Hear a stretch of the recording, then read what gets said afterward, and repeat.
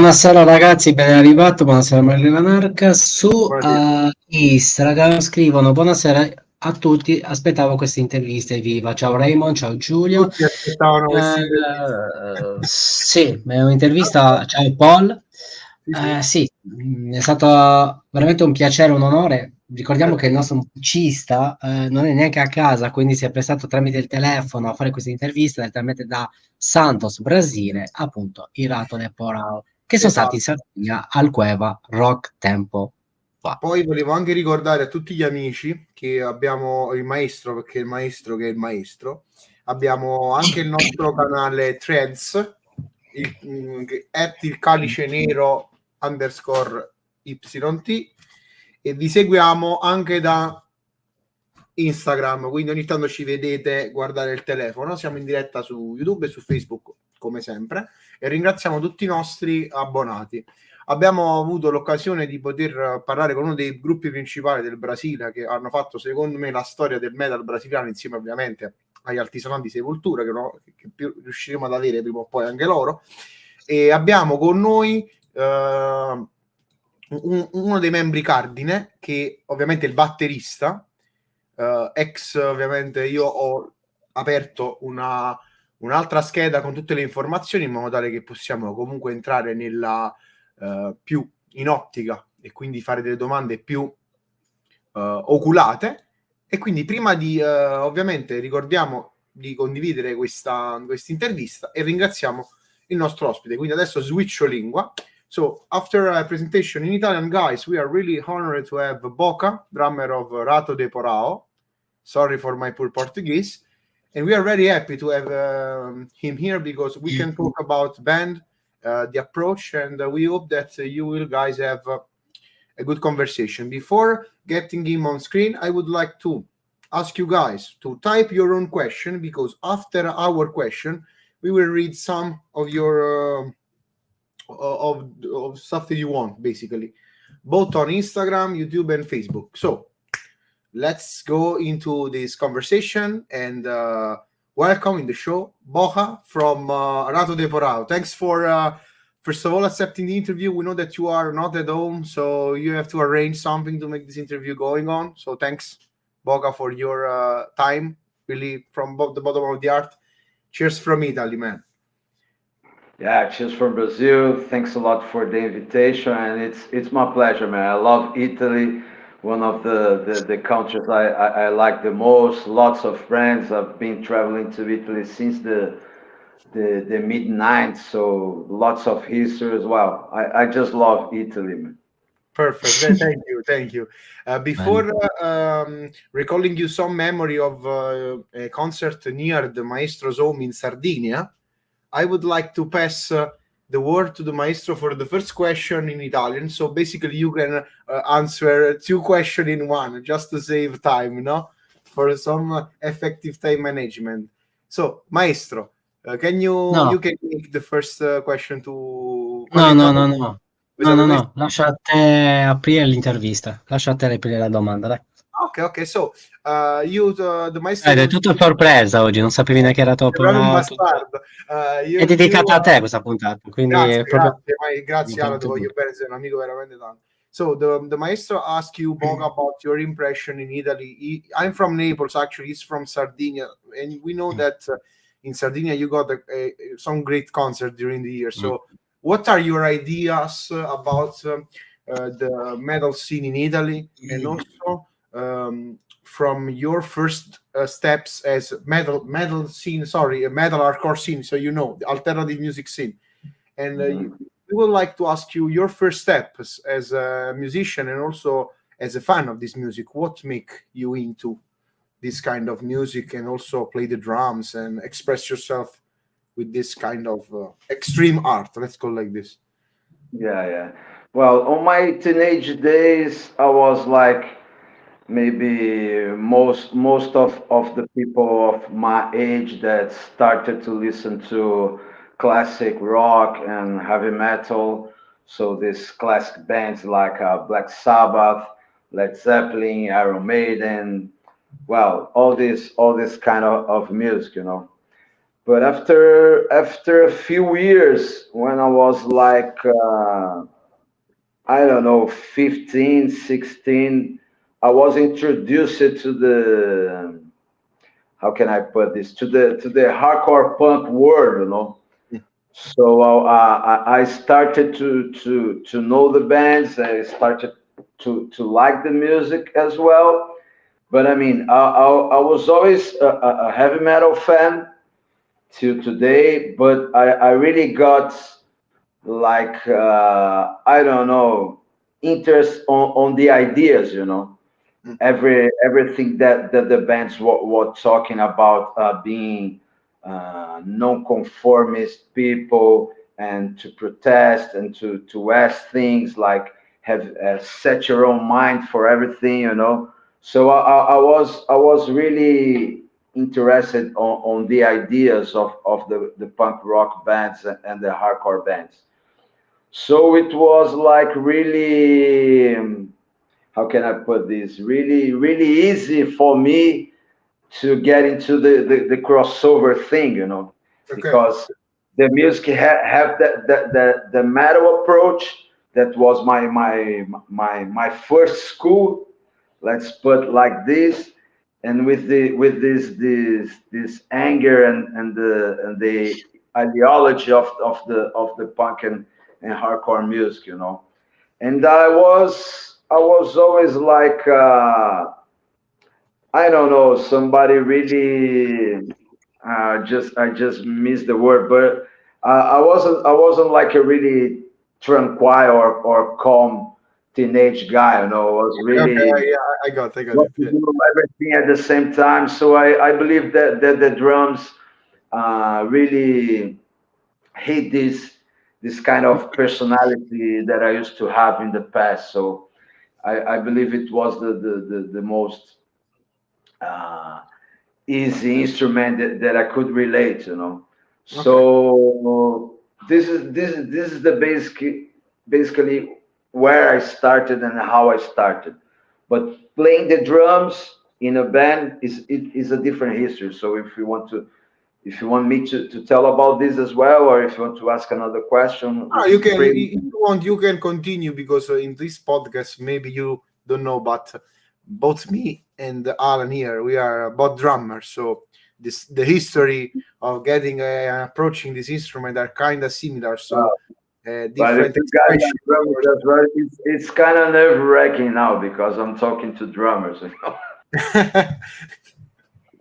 Well, we used to have a scene here in my hometown in Santos, and I wasn't a drummer already. I didn't know how to play the instrument. I never touched a drum kit before. But as we were like really young, and we couldn't attend to the shows, and there was not many shows happening here. So basically, we all meet together to go to see the bands practicing, you know, the bands he heard. And then all the time that the band take a break, like to smoke a cigarette or drink some water, I said, "Oh, can I jump into the drum kit? Can I play?" Because I was really fascinated with the instrument, you know. So I was in every practice room asking to people, "Oh, let me play the drums. Let me play the drums just for 5 minutes." And I started to learn a few raw beats, you know. And there was this Brazilian band from my hometown called Psych Possessor that has released two records on Cogumelo Records, one of the most famous and classic underground Brazilian labels. We know the label. We know the label for sure. Yeah. So this band, Psych Possessor, they recorded their first album, but they didn't have a drummer. There was a friend that they asked to record the album, but he wasn't like a member of the band, you know. So these guys, they came to me and said, "Well, we know that you started to do some drumming, so we want you to join the band." I said, "Come on, man, I can't play the drums. I can't join a band, you know. And said, no, we're going to teach you. We're going to learn together. And this guy, Zé Flávio, who used to be on the first lineup of the Brazilian classic black metal band Vulcano, that is from Santos, from my hometown as well. He was the guy who put this band out, you know. He was the original member. And then I was like playing every afternoon with him, like trying to learn the songs and learn drumming at the same time. And man, I can tell you, it was pretty quickly for me to learn like a few beats and have the minimum ability to play live shows with them, you know. So after a couple of months or maybe 6 weeks, something like that, I was already playing live shows with the band, you know. It was insane, but everything was easy for me, like learning the basics in my early days, in the very beginning of my drumming, you know. Did you remember the first beat that you learned? Because of course hardcore have some similarities in beats, like in thrash metal, so the skank, the two-step, the beat. So when I try to learn it, I can tell what the fuck is going on. But I now I can watch YouTube and say, okay, I can play it. But back in the days, I was the approach on the metal drumming, on the hardcore drumming. I was really into Dave Lombardo, Felix Griffin from DRI, and Reed Mullin of Corrosion of Conformity, you know. These three guys, they were like, I learned everything from them, you know. So I was just trying to listen to them and see some VHS videos that we used to trade. You know, back in the days, we used to trade tapes, VHS tapes, vinyl, everything. And I was watching these videos for hours and hours, you know, and try to do this basic thrash metal, hardcore, fast beat, one in the kick, one in the snare, and then I developed my right hand to do some like triplets or make it like twice the speed, you know. So the fast beat, this was the first fast beat that I was into, that I learned to play well. But the really first stuff that I started to play was something like the Ramones, you know, pretty simple, 4/4. Okay. The very first ones that I learned myself, you know. Okay, really interesting, because nowadays maybe the technique is going really well, so we can have a lot of drummers that play really super fast. But I of course compared the first records for Rato, Possessor, Sarcófago, the band that I like from Brazil, also Sepultura, no, the first album. Sorry. I have to say that I was really into Igor Cavalera drumming as well. Yeah. I was getting into that. Yeah, when they released the Schizophrenia record, because it was like a completely game changer record in their music, you know, because the first two albums I like it, but the music was like pretty raw, you know, and the beats were like too rough, too raw. But after Schizophrenia, he turned into an incredible drummer, and he was one of the biggest influences of my drummer in the beginning as well. Ok, c'è la traduzione. Really cool. Okay, as always, okay, new, of course, questions are on the line, but before going further, we have our translation time, so I'll try to keep people updated. Meanwhile, guys can write their own comment. In fact, we have 2 comments from Raymond that we will on Instagram that we will read shortly. So Raymond, stick with us, we will read your question. Allora, ragazzi, abbiamo parlato degli inizi di Boca come batterista, del suo approccio al genere di metal classico come Iron Maiden, Black Sabbath, eccetera, e del suo avvicinamento al punk e conseguentemente, scusate un po' l'incespicamento, alla scena hardcore, che ovviamente, come ben sapete, mischia il metal e il punk. Abbiamo parlato delle sue prime esperienze, della sua prima, diciamo, del fatto che lui cercava sempre di andare alle prove di altre band per poter rubacchiare un po' di tempo alla batteria, perché non aveva una batteria sua, lui ha imparato a suonare la batteria attraverso il suo gruppo Possessor, che è un gruppo storico, ovviamente sotto la storica etichetta che non pronuncerò bene in portoghese, scusate, Cogumelo Records, ovviamente prima etichetta anche di Sepultura e di tante altre band veramente meritevoli della scena brasiliana, che ho sempre invidiato, perché il Brasile, oltre ad avere una cultura musicale in generale nella vita di tutti i giorni molto ampia, hanno anche una scena della Madonna da sempre, insomma, quindi basta che dal power al trash all'hardcore in generale, aperta e chiusa la parentesi, il black, esatto, black. Ricordiamoci che secondo me il primo blast beat l'ha inventato Igor Cavalera, questa è una cosa che metto la firma, però magari ne parliamo dopo.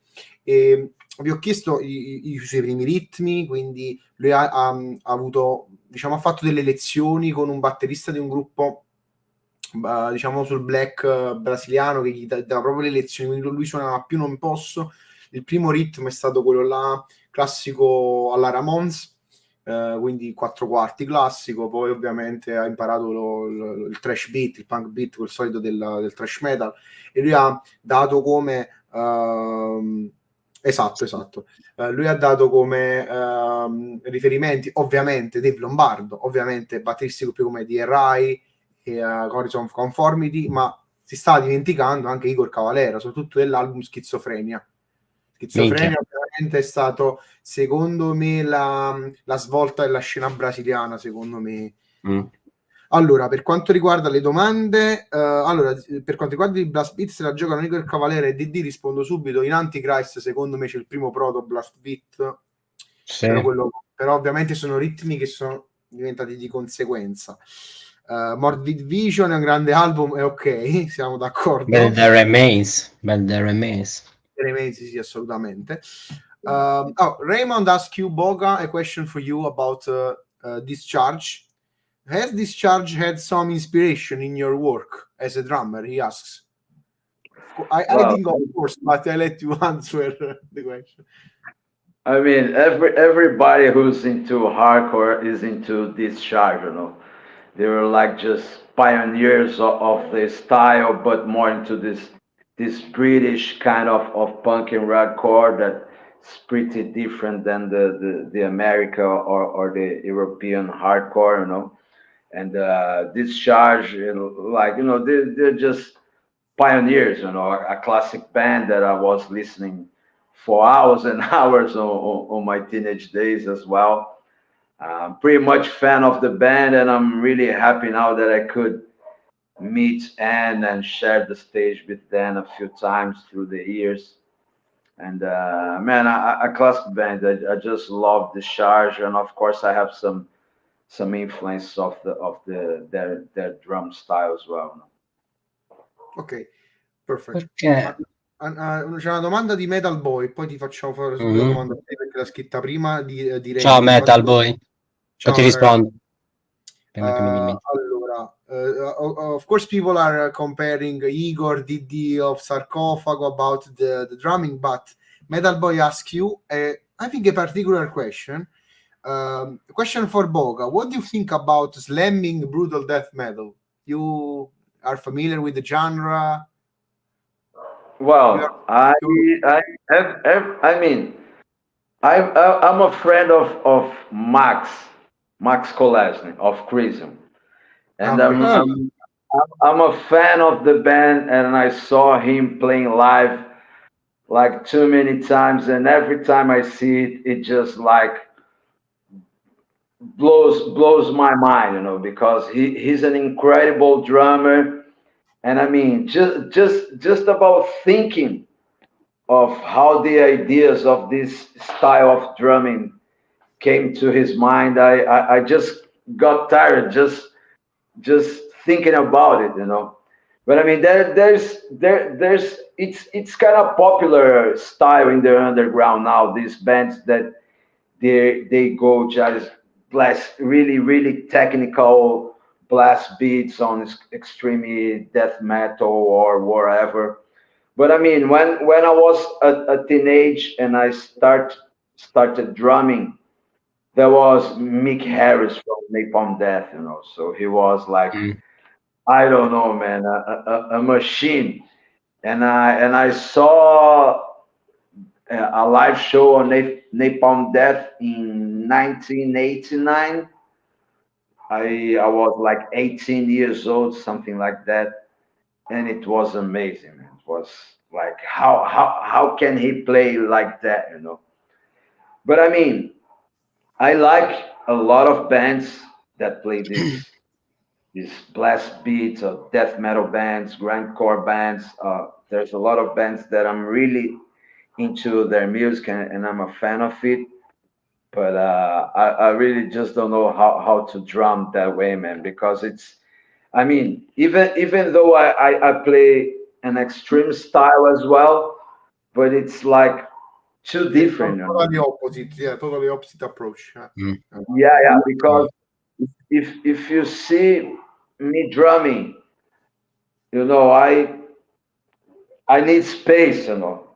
It's like out. It's like going out. And these really technical blast beats, you need to be more like not moving around your arms much. And it would be like learning how to drum again for me. And it's a cool thing, you know.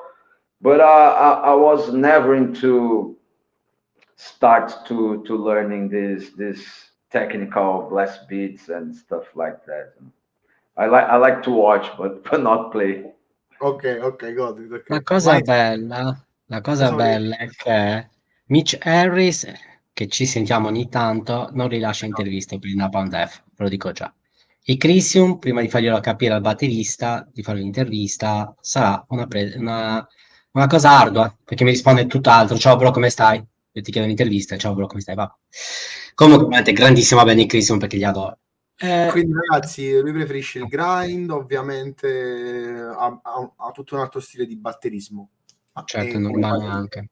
Guarda che pure io per impararli, manco da poco è difficile, perché io sono un po' più cavernicolo. I love like a caveman drumming, so I prefer Una domanda che mi viene da fare. You know what, man? There was a few times that I got like really disappointed with this style of drum, you know, because when you listen to the records, it's like a machine, you know, like a lot of pressure coming out, and but when you see the drummers playing live, it's too soft, you know. It's like it's something like it's not. I mean, it's better to listen than watching, you know. I don't know if I call ASMR drum. Mi viene da chiedere una cosa: come i Ratos de Porão riescono a incarnare il folklore brasiliano, nel senso, le atmosfere, la musica, la parola arte? Okay, so the question for the Maestro Boga, it's about kind of an artistic one, since he wants to know your opinion about getting the Brazilian folklore, so the Brazilian blood, inside the Ratos de Porão music. Because, of course, we know the band for sure. We followed for a long time. Also, the Maestro get a chance to see you live in Sardinia last time that you have been there. So, of course, we know also as a country that Brazil is really strict to music. So music is really lived in a different way, rather in Italy, in a unique way, in my own opinion. So we would like to ask this aspect, because you're really curious about also even if the environment, your neighborhood, maybe your city, your town, in a way affected you guys into play in a certain way or in another. So I don't know if I got the point, but it's kind of. Yeah, I know what you. So I got what you're trying to say. Well, it's really difficult to be like surrounded by some environment and just don't translate it into your art. Doesn't matter what. If you are a painter, a musician, an actor, whatever, you know. So we, of course, we are really influenced by what we see every day, and the Brazilian life in general, the Brazilian personality, the way of living, you know.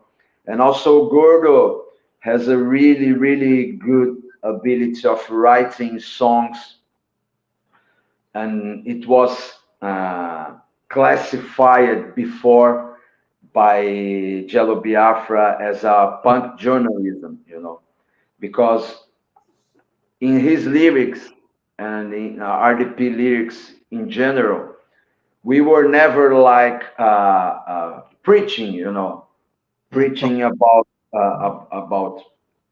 politics or whatever, you know. It's more like, well, this is what's happening here, and Gordo has this sarcasm and some touch of black humor, you know, to explain the things that are happening here. You know, for example, we have this our most classic album, Brazil album. You know, all the lyrics are really. I mean, I believe it's pretty difficult from somebody from overseas to understand it, like what he's trying to say, you know, because there's too much things that are happening here. If you're not here, if you don't live here, you cannot understand. That's one of the reasons that we just passed the idea of recording albums in English, you know, because the translation sucks at all, you know. There's a lot of things that we can't translate it into English, and when they got translated, they just lost the meaning or got meaningless, you know. So I believe that the Ratos has a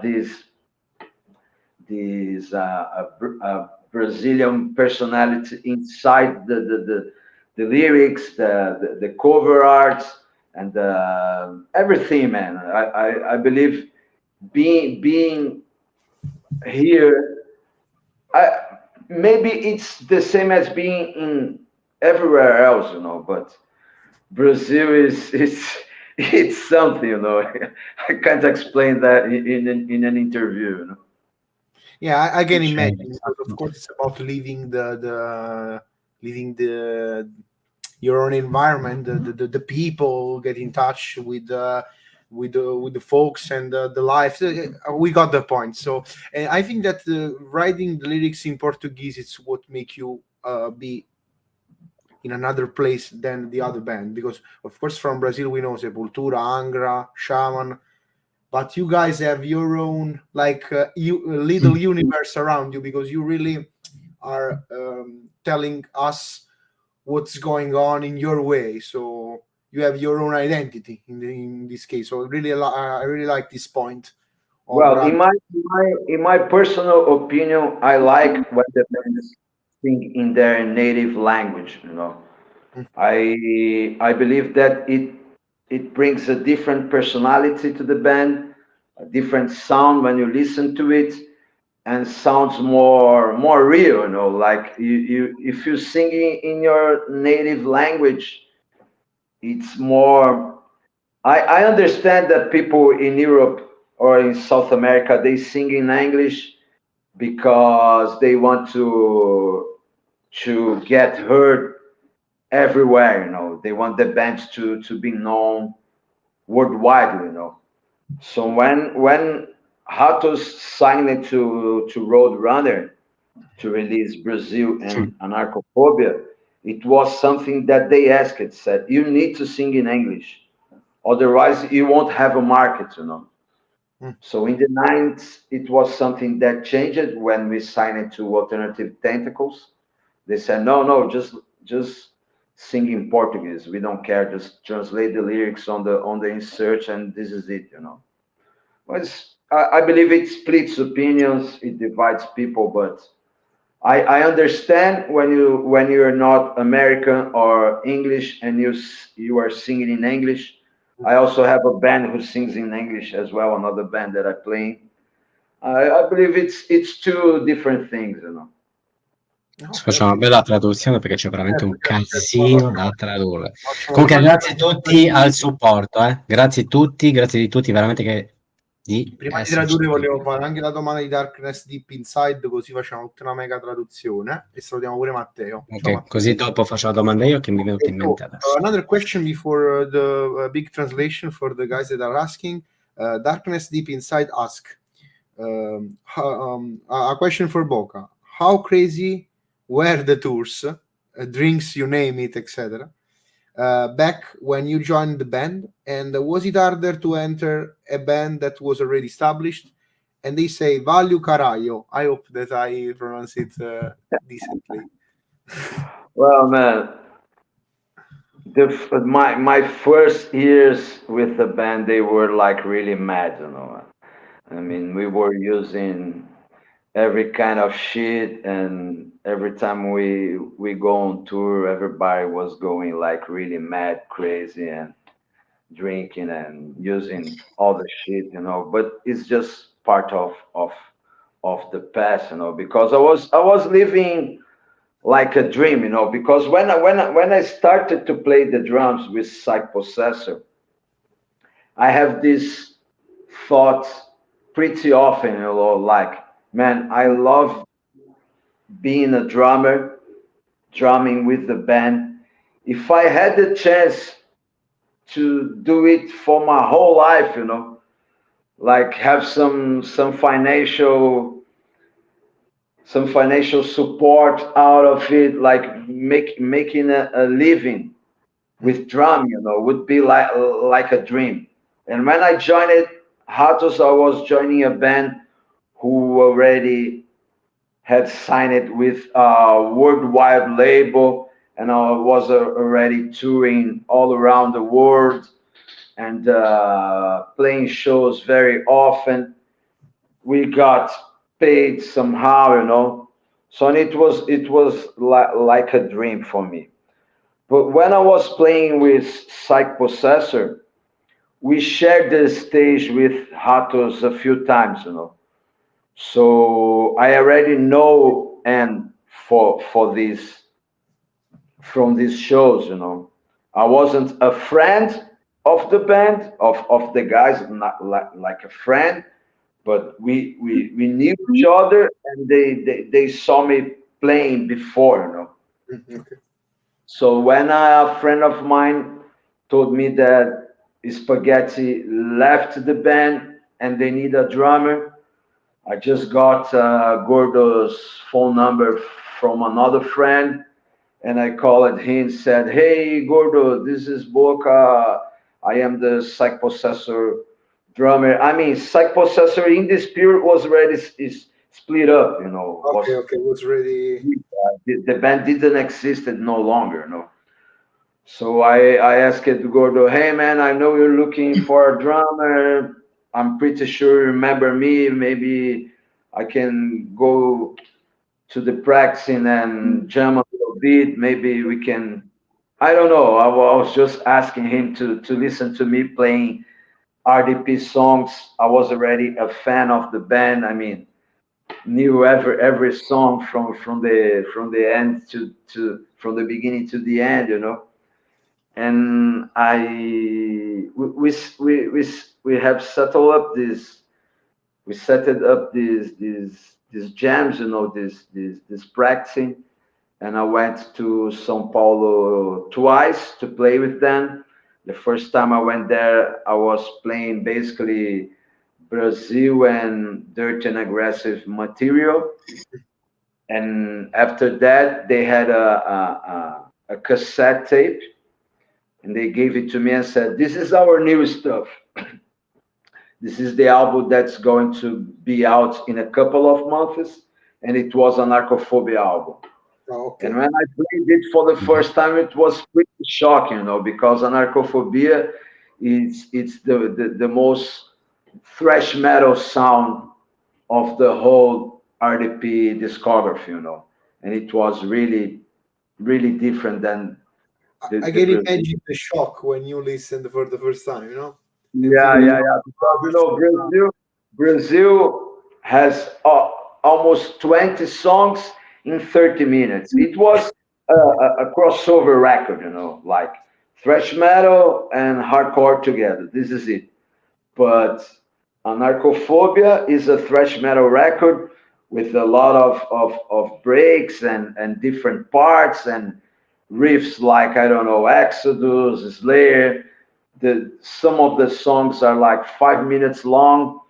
So I was listening to that what the hell is that, you know? But it was really good, but pretty different. And then I learned these songs on my room, like doing some air drumming because I didn't have a drum kit on my own. And then I went to the practicing again and played like half of the songs, like just like that, you know. And they said, "Wow, you know a lot of material. Your drumming is cool. We like you, so you need to join the band now." So that's cool. There already was like a good chemistry with the other band members, no? So because you had the chance to... Okay, good, really good. Facciamo una bella traduzione. Vai. Ok, ragazzi, transition time, e cerchiamo di essere veloci perché ovviamente... Sedetevi comodi. Ma non può stare tutto il tempo, quindi cerchiamo di essere veloci. Allora, rispondendo all'ultima domanda, ovviamente al ragazzo Darkness Deep Inside, Boca dice che ovviamente suonare era suo sogno, quindi il fatto di fare festa dopo i concerti era dovuto anche al fatto di vivere un sogno. Comunque i Ratos de Porão sono uno dei gruppi spicco della scena brasiliana anche all'estero e fondamentalmente hanno comunque contratti, tour, quindi fondamentalmente loro la vivevano così, perché comunque in quel momento è entrato già conoscendoli, autoproponendosi per un provino, perché il suo gruppo precedente si era sciolto. E poi ci ha raccontato che ha fatto un provino con loro, lui non aveva la batteria in casa, ha fatto tutto air drumming, tutto ad orecchio, e poi è entrato quando hanno un po', diciamo, cambiato materiale. Adesso ve lo leggo perché Anarchofobia è uscito nel 91 e rispetto a tutti i dischi precedenti ha una componente più thrash metal fondamentalmente, quindi era totalmente diverso rispetto agli altri album, e lui stesso non aveva la batteria in casa, quindi si è dovuto rabattare così. E soprattutto ha parlato anche della chimica tra i membri del gruppo, soprattutto dal fatto che ha preso praticamente il numero di telefono tramite amici e si è sentito con il fondatore, Ciao, mi pare si chiami, purtroppo non so pronunciare bene. Sì, confermo. E praticamente lui, essendo di San Paolo, ha avuto a che fare tante volte con loro perché ci ha suonato insieme, quindi ovviamente lui è entrato in una band già avviata, ma lui comunque voleva che in qualche modo suonare come scelta di vita, quindi si è trovato in una posizione da poter continuare questa sua situazione. Poi abbiamo parlato anche del fatto dello slamming brutal death metal prima, del fatto dei blast beat, che a lui non piace tanto questo stile perché comunque lui è un batterista un po' più fisico, e poi abbiamo parlato anche di come Ratos de Porão sono legati al loro quartiere, al loro ambiente circoscritto, perché senza di esso non esisterebbero. Cioè, dice pure per chi abita fuori è difficile capire le liriche perché sono molto riguardanti la loro situazione, la loro comunità locale, come si vive, i modus operandi, i modus vivendi delle persone, la cultura generale. Quindi il folklore brasiliano è proprio all'interno del loro sangue.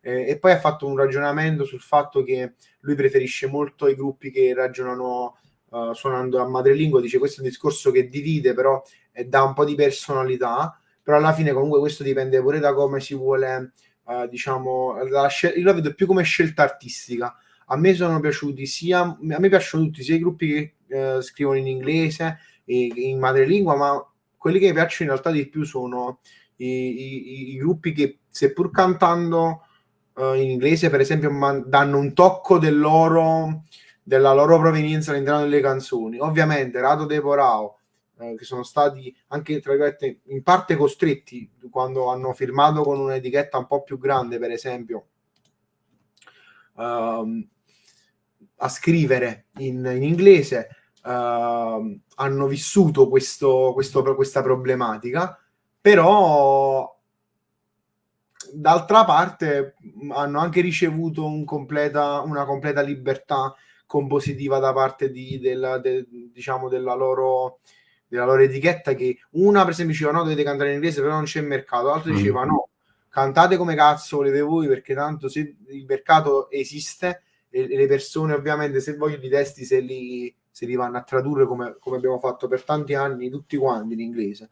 Io personalmente, se proprio volete sentire la mia opinione anche basata sulla sua esperienza, è che se uno come se la sente dovrebbe farlo, perché quando una cosa è naturale si sente, molte cose forzate si vede quando sono forzate. Vabbè, io ad esempio ammiro molto le band che cantano in francese, che sembra una cazzata del black metal francese. Poi per esempio anche in genere, per esempio prima molti dicono per esempio l'italiano, le lingue latine. No, l'italiano sta molto bene. L'italiano sta molto bene. Portoghese, spagnolo non stanno bene col metal. Secondo me dipende. Cioè, secondo me dipende dipende dai suoni. È un suono diverso. Dalla bravura del cantante. Poi faccio sempre un esempio per quanto riguarda la lingua. Poi ci sono i Ratos de Porão, ovviamente. Ci sono i Rammstein in tedesco, ci sono anche i Fintroll, mi pare, in finlandese. Sì, finlandese. Il Ruosca in finlandese. Cioè, dipende, perché se uno dipende molto... Di Shining in svedese. Esatto, dipende secondo me anche dalla volontà di suono e dal messaggio, perché secondo me il metal è bello tutto, a prescindere diciamo dalla lingua, ti deve trasmettere qualcosa, secondo me. La cosa che mi viene da chiedere, invece, dei Ratos de Porão, la parte culturale, quindi la cultura, quindi la società brasiliana, quanto il lato politico brasiliano riesce a intaccare il lato musicale e artistico delle band? Okay, so Boca, we were in the last part, I was like translating backwards, so from the last to the first. And since you know, certainly that in Italy we have a strong hardcore punk scene sung in Italian. Negazione, Sotto Pressione, a lot of bands. And I know every record, every band. I mean, I'm a really fan of the Italian hardcore, man. It's the best. The Italian hardcore scene was strongly not political in the sense that they make politics, but they were against the status quo of the politics in Italy. And we'd like to know,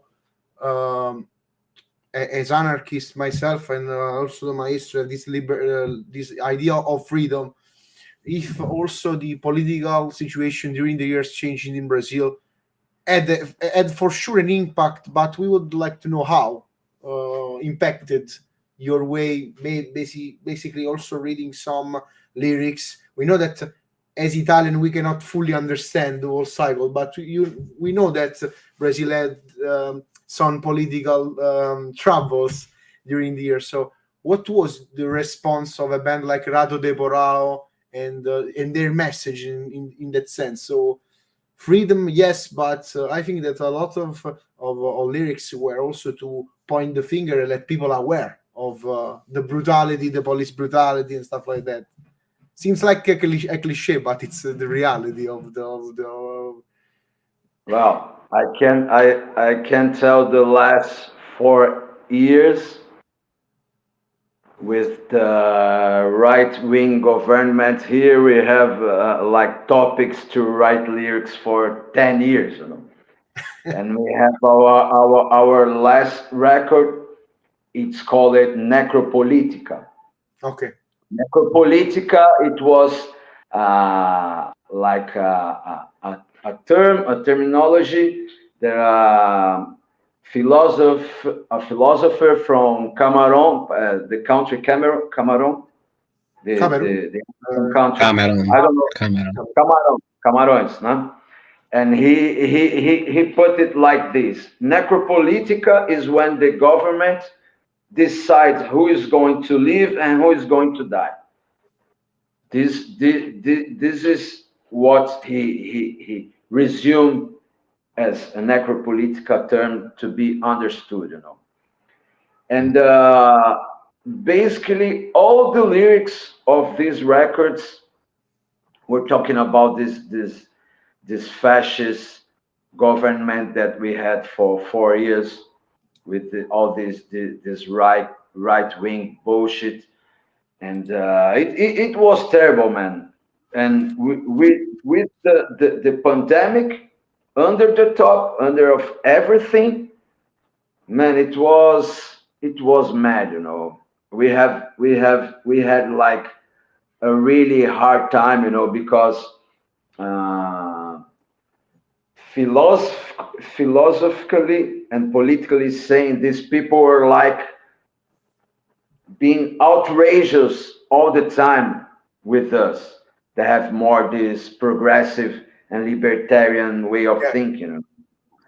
So all the lyrics from Necropolitica are like talking about this shitty years that we passed here, you know.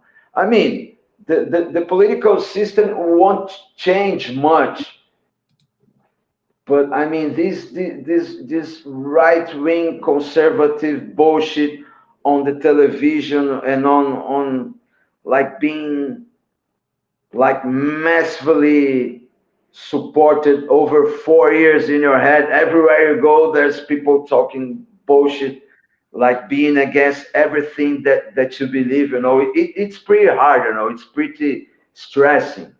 So maybe the lyrics was a way for Gordo to spit it out. I hate this guy. I'm gonna write every lyric about him, you know. It's something that you can't escape from, you know. Yeah, basically, the last 3 years were totally no sense for me. We already said this podcast was born during the first year of pandemic, and we were already speaking freely, because of course now in Italy we have a more right-wing government, but back then we got the total opposite, and we got always said that basically they are the same thing, because all the oppression came from the power. So basically I can recall from, and I was also telling you this topic about Necropolitica, which is also one of the latest CD that you guys put.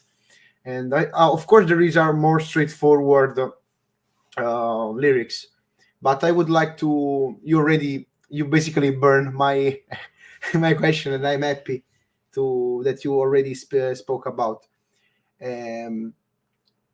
But we noticed that there was a difference between Brazil and Italy. In Italy, we got a massive propaganda like this, more like a George Orwell stuff, no? But I noticed that Brazilian people have more resilience, because they were out first, and basically you guys lived in a different way. So our question was also the approach during this period of time was crucial for this record, or was only from the outside environment, so was only from the politics, or you recall also from the people, how the people lived, because here in Italy people was like calling the cops if they see people outside, some bullshit like that, you know. So we would like to know more society wise, this Necropolitica was affecting people in their mindset, or was only from the politician? Well, I think Brazil now is divided. Is divided by people support, divided by that way. People support the right wing Bolsonaro shit, or I don't know, how can I put the working part here is more like a social democratic part, you know. Okay. It's not like a left-wing party or something revolutionary, nothing like that, you know. But people were really divided, just saying like, I like this guy or I like the other guy. But most of the people don't have a political education Okay. to know what they are saying, you know. They just don't understand how things are settled and how the things work, and they don't have an education. Like, they don't know about the history, about economy, about the politics. They don't have this education, and it's something like, for most of the country are really poor and can't have an education, or like a proper education.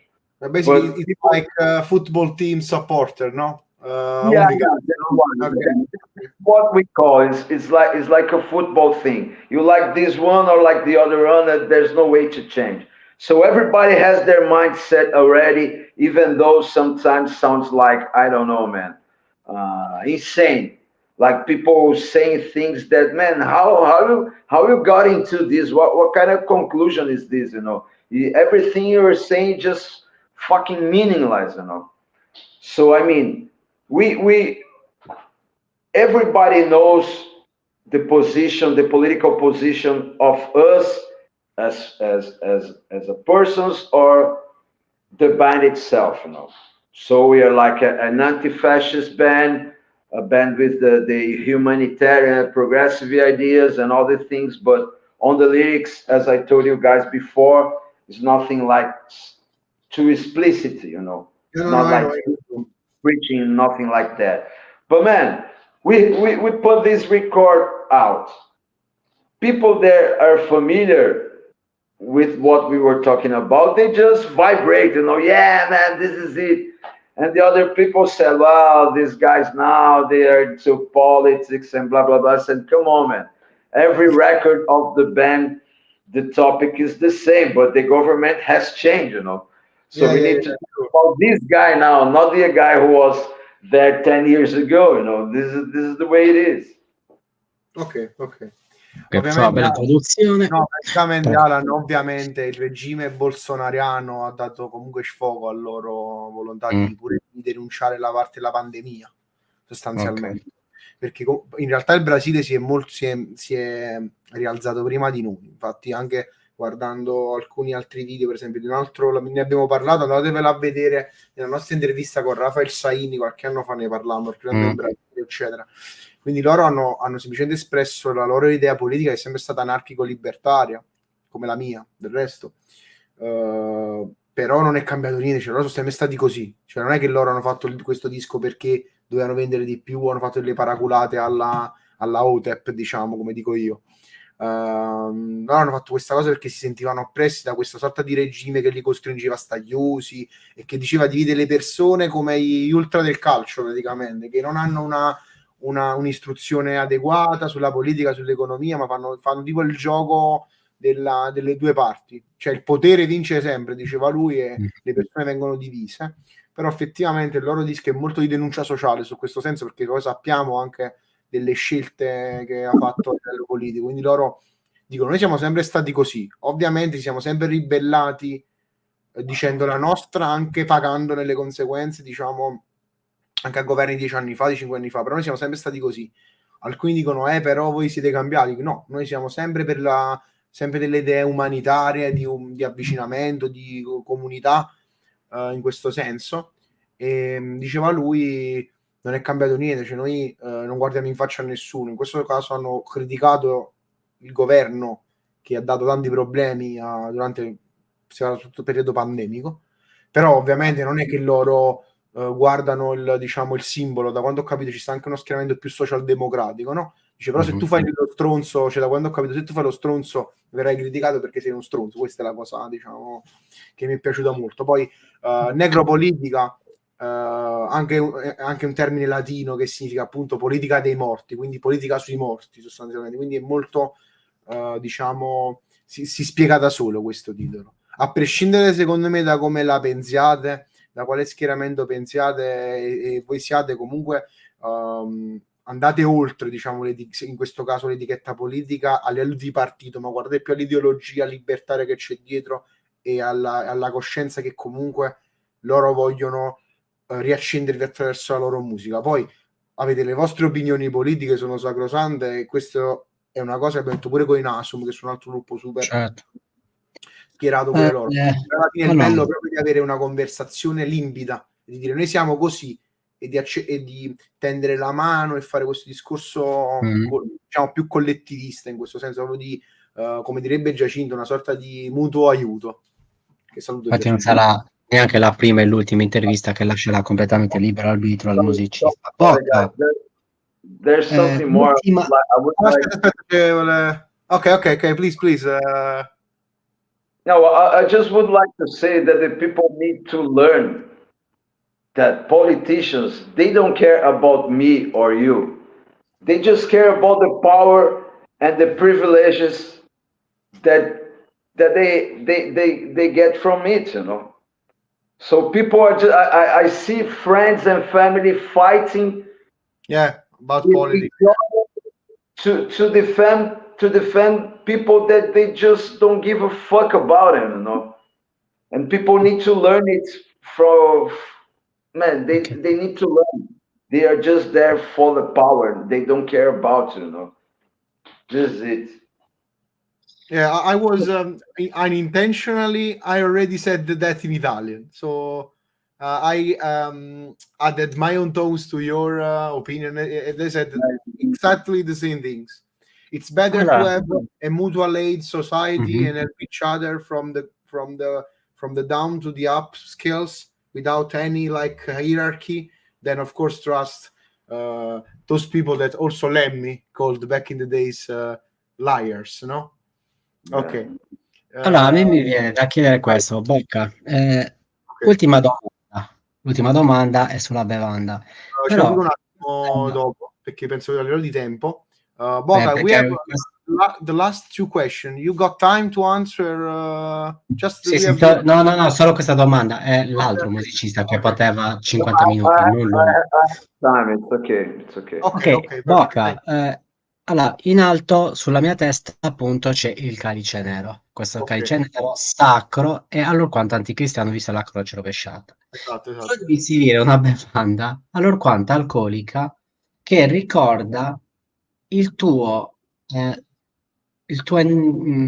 quando sei entrato nei Ratos de Porão. Qual è stata la bevanda? Ti ricordi la tua prima bevanda prima di entrare nei Ratos de Porão quando hai avuto la chiamata? Io penso che già sappiamo la risposta, ma gliela poniamo lo stesso. Ok, so vai. The question is about, basically it's our question that we make on every episode at the end of it. So by the way, thank you for your time. It was a pleasure to talk with you, and we hope when you have time to make a second part so we can explore more in depth. And of course, we hope to catch you in real life in Italy as soon as possible. By the way, of course you saw on the theme, the initial theme, our emblem, the Calice, you know. And the last question came from one of our first episodes, the Maestro devo dire forse, with Paul Mazurkiewicz from Cannibal Corpse. So he asked about what is it, and he made a question to us, what you guys will drink inside that Calice. So we flip the question. And the Maestro, actually, now we would love to ask you, since of course when you entered the Ratos de Porão, you were partying, enjoyed the fact that you are in a band, of course, partying with the guys, and enjoyed the let's call the rock and roll life, you know. The Maestro would like to ask, which is the first drink that comes into your mind that you can drink via that Calice that you see on screen, that can remember the first rehearsal with the band. And also I will add my own question to the Maestro one, asking you which drink can represent nowadays Boca in 2024. Nowadays it's just water, man. You become straight edge, or was a conscious Well, there's I mean to remember the old school days. There's a Brazilian drink. It's called pinga. It's pretty much alcohol, like really really strong, made out of sugar cane. And pinga, we used to drink pinga with honey and lemon. It's pretty strong alcohol. Okay. I'm searching it right now just for molto alcolic. For purposes reason. Ok, The alcolic. Dalla canna da zucchero, sì, dalla canna da zucchero. Buona, saporita, very very cool. Maestro made me make this question knowing that I'm a straight edge guy, so he would like to play with me about the topic. So I'm the one that does not drink, so I'm the. Well, I can tell you from my teenage days till I was like 30 years old, I was really into everything. Okay. But then I did completely everything, and I got straight for lots of years. And now I drink beer once in a while with my friends. I get drunk a few times during the year, but I don't drink. Yeah, not as an addiction, basically. Okay. I don't drink often, and I'm not doing any kind of drugs for the last 23 or 24 years, something like that. Okay, good to know. Just the last one question. I know this is the t-shirt, but are you into skateboarding with the Volcom t-shirt or just? Well, I started surfing when I was 18 years old, and it's a passion. It's something that it's a strong and a big part of my personality. I live like 4 blocks from the beach. Santos is a beach city, So I was today surfing in the morning, so I'm really into surfing. But Volcom is one of the brands that are supporting me, and they give me free stuff. Cool brand, by the way. I'm into that, so it's cool. Okay, so before translating the last thing, I would like to thank you, Boga, for your time. And if you want to add something, you have free space right now to add whatever you want. Greet the fans. Yeah, it was a pleasure, man. As I said, I'm an hybrid guy. I started with metal. I switched to punk, and basically this whole genre, metal, rock, hard rock, and punk, were my life all the time. So I grew up listening to your band. I was born in 1996, so the maestro. When the maestro wrote me a message, Graziano, I have a gift for you, Ratos de Porão on the podcast. I say, wow, it's my thing. So thank you, man, for all those years of music, and you. Thank you, Boca. You and Sepultura start to make me play music. So thanks for all the inspiration during the years. We want your life. Yeah. Fantastic. Well, man, I was like missing to listen to some Italian, man. As I said, I really love Italy. Had such a great time. I have such a great time every time I go there. I mean, Ratos is touring in Europe in July, but I'm not sure if we are going to have an Italian date, because the tour is not that long. It's like 14 shows, mailing festivals, But man, I like to say thanks to you guys, and also say thanks to everybody in Italy that was always such a big support every time the Ratos goes there. Such a crazy live shows, and I mean, man, I just would like to say thanks to everyone, for you guys to have this opportunity to talk with our Italian fans, and was a pleasure for me to talk to you all. And stay tuned, and man, hopefully we can come back to Italy sooner or later. Perfect. We will follow the official page. Guys, stay tuned on the Ratos de Porão official page. Everything is listed in description. Thanks, Boc, again for your time. I would like to leave you, not kidnapping you for too much longer for this interview. Yeah, man, keep in touch, and we really look forward to have you again in another part. And basically, if you guys have news and stuff, we would like to invite us back, because of course a lot of people requested this interview. We are big fans of Ratos de Porão, so it's a pleasure to us. So thank you very much. And I don't know, man. I don't know what time is it in Brazil, in Sao Paulo, I think, but right now in Brazil, now it's like 10 afternoon. So good afternoon to you, and good evening to us in Italy. Thanks, Boca, for your time. Ciao, Boca. Ciao. Ok, grazie a Boca dei Ratos de Porão, che è stato molto gentile nei nostri confronti, che era fuori, mi pare per lavoro, mi pare una cosa del genere. Sì, è fuori per lavoro. Si è un attimo collegato a volo con mezzi di fortuna, quindi lo ringraziamo per il suo tempo. Allora, l'ultima domanda, maestro, io ho chiesto anche del futuro della bevanda attuale. Mm-hmm. Lui ha parlato che all'inizio beveva tanta pinga, che è sto liquore brasiliano, sostanzialmente, che io ho caricato qua sullo schermo perché sono ignorante, e quindi lo potete leggere tutti quanti. Ed è un liquore che si ottiene dalla canna da zucchero, e vabbè, poi Wikipedia spiega tutta la distillazione, quindi poi magari stanno video su YouTube diciamo esemplificativi dove vi spiegano, e è interessante, anche se io non bevo, mi piace vedere queste cose, che comunque sono cultura, fanno parte di quel patrimonio culturale, poi ognuno fa quello che vuole. Lui dice che prima la pinga, adesso l'acqua, ed è praticamente è passato a vari estremi nel corso della sua vita, nel senso che prima era estremo su tutto, bere e altre situazioni. Poi ha avuto tanti anni in cui era totalmente straight edge, quindi non beveva, non fumava e non si drogava. Invece adesso ha trovato un bilanciamento, rimanendo sempre contro le dipendenze, ma comunque, da quanto ho capito, si fa qualche birretta con gli amici, eccetera. L'ultima parte ho chiesto di lasciare la ruota libera. Dice che comunque ovviamente lui ce l'ha spiegato come diciamo qua, per creanza, però effettivamente noi sappiamo che i tour non li decidono le band, ci sono le agenzie, la logistica, quali locali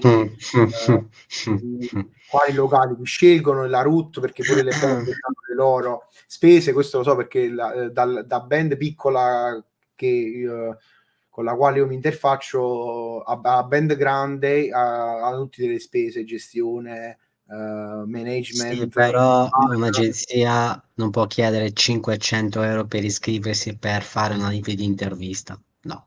Ma quella è un'altra cosa. Io sto dicendo la cosa No, ma sto dicendo l'agenzia, perché c'è agenzia per quello, quindi sì, certo. Infatti lui diceva, ragazzi, vedete che forse queste date del tour europeo, che sono a luglio, mi pare, non c'era, forse non so se toccheranno l'Italia, forse no, e non lo sappiamo, che dipende. Sardegna no. Sardegna no. Conta sempre, Alan, che la Sardegna e il sud Italia sono... Ma l'hanno portati diverse volte, lo sai? L'hanno portati diverse volte. Ma secondo me c'è la Sardegna, sono Liguria e Morbid. Sì, gli Extrema ci sono l'11 maggio. Grande Extrema. Stanno anche sul canale. Il gruppo del mio quinto anno di liceo. Peccato che Gianluca però mi ha anche diciamo offeso varie volte in live, ma lo si vuole bene lo stesso. Gianluca GL, grande gruppo Extrema, tra l'altro. Tommy Massara, che saluto. Grande Tommy. Tra l'altro, Tension e The Sims, che non l'ha ascoltato, e praticamente lui dice che giusto per chiudere la sezione Boca, per poi lasciarvi alle ultime domande, praticamente lui dice sempre della questione che in Italia è stato strabene e che non vede l'ora di ritornare, perché ha avuto sempre una risposta, l'Italia molto particolarmente positiva ai loro concerti. Sardegna hanno fatto una baraonda. Sì, ma guarda, io me li sono persi per poco al centro-nord, diciamo, perché non mi ricordo, perché poi sono venuti tante volte e hanno fatto sempre un botto di gente. Poi loro fanno questo hardcore punk trash, questo sorta di crossover trash, lo chiamo, che prende tutti, dal metallaro al punkettaro, quindi c'è un bel pubblico diversificato, tante distro diverse, quindi tu puoi andare a vedere distro punk, distro metal nei eventi loro, quindi puoi veramente far male al portafoglio, perché riescono i vinili, cassette e i CD belli, quindi tanta roba.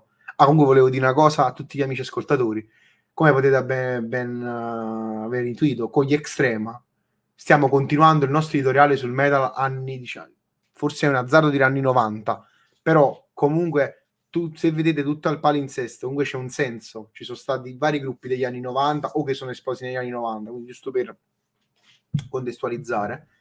E niente, gli Extreme, vabbè, ci sarà Tommy, ho voglia di chiedere le cose. Tommy Massara, che ci devo vedere che è in Sardegna. Sono io, però seguirò nel caso nei commenti, farò delle domande. Infatti ci devo vedere proprio di persona con Tommy. Viene l'11, sì, quando viene l'11 appunto a maggio, persona squisita. Dovevamo fare l'intervista il 2, però ha avuto impegno perché lui è anche produttore. Sì. Però è stato veramente il massimo della professionalità. Saluto Pior dei Vader, che ho sentito poco fa, bellissima band che veramente adoro, amo. Ragazzi, domani ci sono i Satan, gruppo heavy metal molto importante. Molto importante. Ci sono i Nero Capra anche. Allora, i Satan sono dalle 20:30 alle 21:30. Il Nero Capra, che è un gruppo death metal italiano, dalle 22:30 23:30. Questo è per far una bella scorpacciata di intervista. Sì, per far capire che cosa? Che il canale è sempre attento alle band piccole. Se vedete le band grosse, è tutto programmato, è tutto calcolato. Poi lo vedrete dopo. Seguite tutte le puntate. Penso che oramai sappiano che tutti quelli che vogliono far parte del programma possono far parte tranquillamente mandando una mail. Quanti gruppi che avevano anche solo una demo abbiamo fatto, interviste, recensioni. La cosa bella è che quello che molti magari non possono comprendere è che effettivamente più band in contatto nel canale, meglio è per noi meglio è per Alan, in realtà, perché Alan gestisce maggiormente il palinsesto dal vivo. Io mi sono un attimo per impegni retrocesso, però comunque abbiamo il calicinero.com, voltlab.it, andate a vedere il sito, veniteci a trovare in quel senso. In ogni caso, comunque scriveteci, inviateci il materiale, press kit e tutto, perché a noi fa piacere a ospitare le band, tutto ci aiutate a tenere un palinsesto comunque attivo in maniera cospicua, quindi senza avere buchi, giornate, eccetera. Personalmente, se proprio dovessi scegliere, dilazionerei gli eventi, cioè diciamo le live diversamente, però ammetto pure che ci sono talmente tante band che magari contattare, che uno vuole che poi partono live. Il problema è quello. Esatto, quindi uno vuole approfittare, quindi su questo non c'è problema. Però ecco, come diceva il maestro, per esempio faccio un nome, Exterminator Lounge, che non sentiamo più. L'ho sentito, non dà molto. Era dentro, finito dentro, poi uscito. Ok. Tipo aveva solo la demo. Sì. Segnatevi ma anche, che ne so, il gruppo... Vabbè, Grave, gli Hate, Sentinel, Star Funeral, ragazzi, andate hanno fatto una nuova sezione su YouTube dove se cliccate live o video potete scorrere da più popolari, quindi vedere quelli con le visualizzazioni maggiori, a meno recenti, quindi potete ripercorrere tutte le puntate dalla prima, che è quella con Giacinto, quando abbiamo parlato del Villa Peste. Tra l'altro dovremmo organizzare ancora la seconda parte, tutte e tre insieme, però ci organizzeremo, quindi potete recuperarvi tutte le puntate. E come ho detto l'altra volta, si sta lavorando piano piano a estrapolare l'audio e fare il podcast magari anche su Spotify. Sto vedendo come fare, me ne sono incaricato io questa cosa, e siccome sono più di 600 puntate in questi 2 anni, già passati 2 anni, mamma mia, piano piano li caricheremo pure su queste altre piattaforme. Quindi ragazzi, noi vi ringraziamo, grazie a tutti per il supporto, per il costante supporto totale, veramente totale. Ringrazio Margherita Banarca, preciso e chirurgico come sempre per le traduzioni. Salutiamo i nostri amici di Instagram. Noi vi auguriamo una buona serata, una buona notte. Il grande spettacolo continua, non si fermerà mai. Il sacro codice non è 000. La morte vi renderà liberi. Au revoir.